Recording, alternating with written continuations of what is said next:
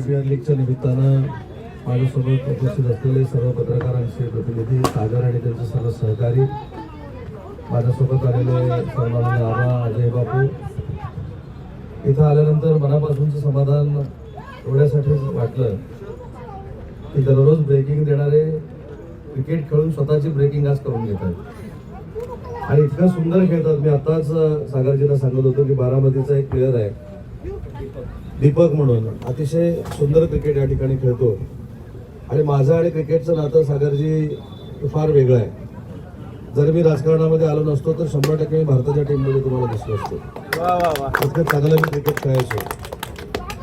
एकनाथ सोलकर आपल्याला माहीत असतील, जे दिवंगत क्रिकेटपटू आहेत, त्यांचा कोचिंग कॅम्पमध्ये खेळणारा मी एक बॅट्समन म्हणून प्लेअर होतो.